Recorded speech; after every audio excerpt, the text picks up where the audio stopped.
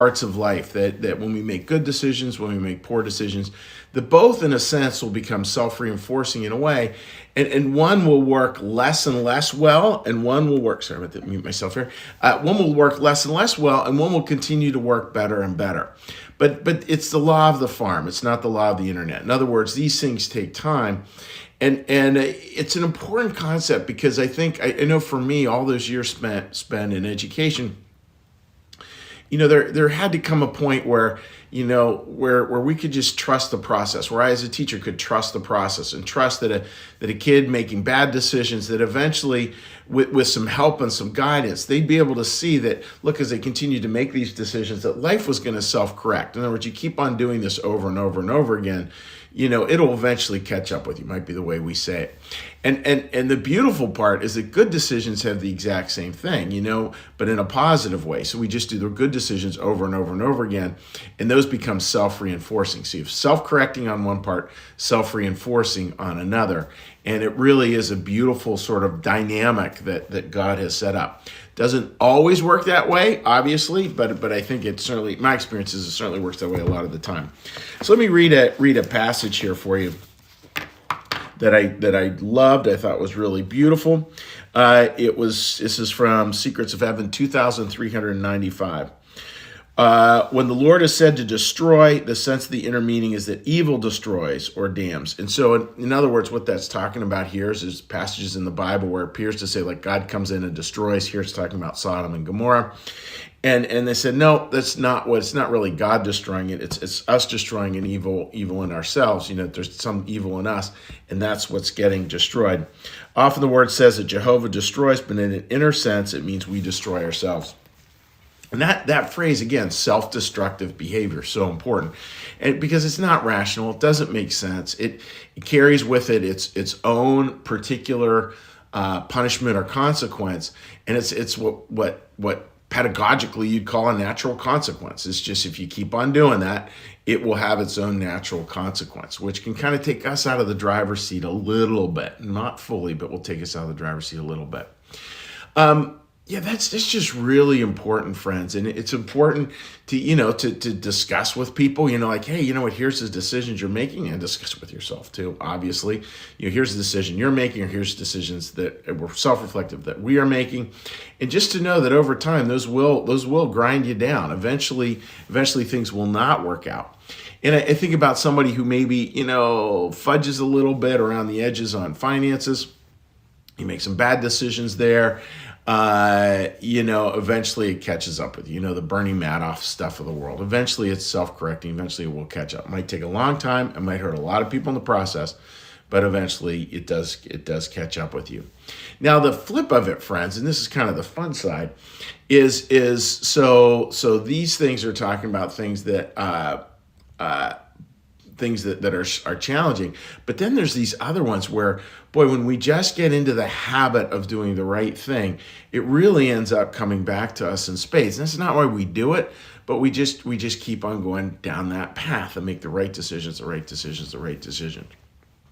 I had a wonderful conversation last night with a couple when we were talking about like money stories, and that's a beautiful idea, right? That we each have different money stories, and how do we make those work? And I'm going to use it at a generic level here because it's their story to tell specifically, but they're great with how they work together. It's really fun to watch how they work together on this stuff. And we were talking about what financial security actually means in a relationship.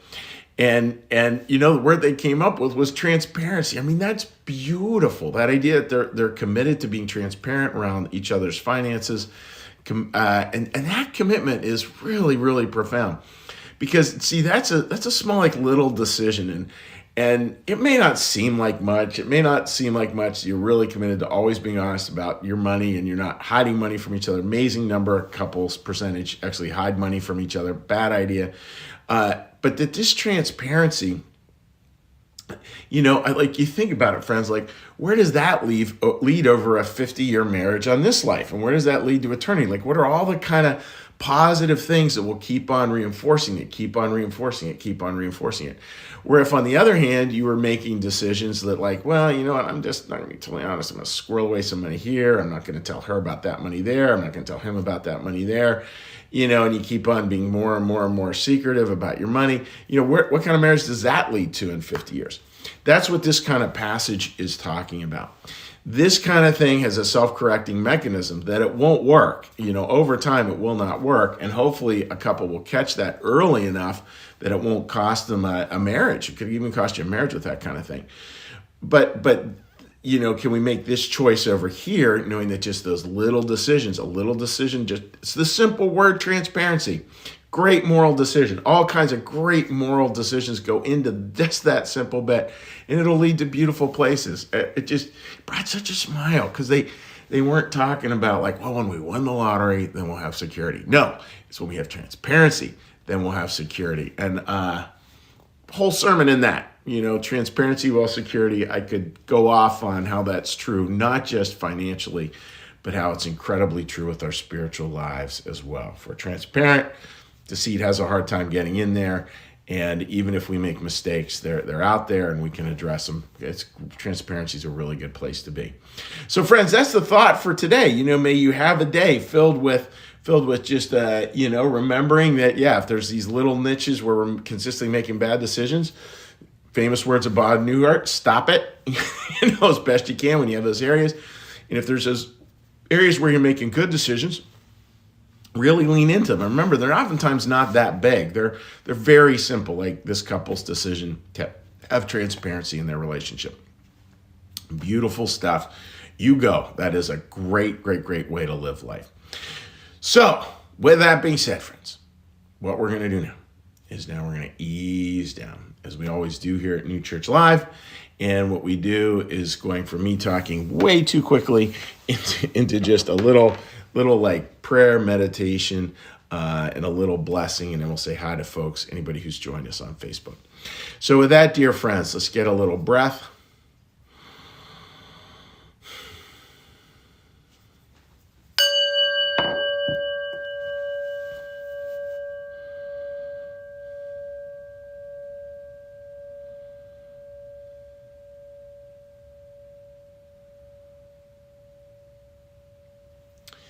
Be still and know that I am God.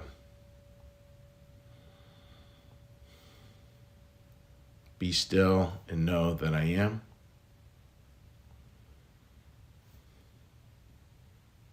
Be still and know that I.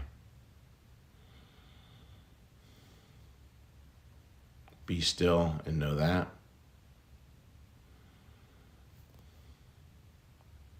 Be still and know. Be still and. Be still. Be.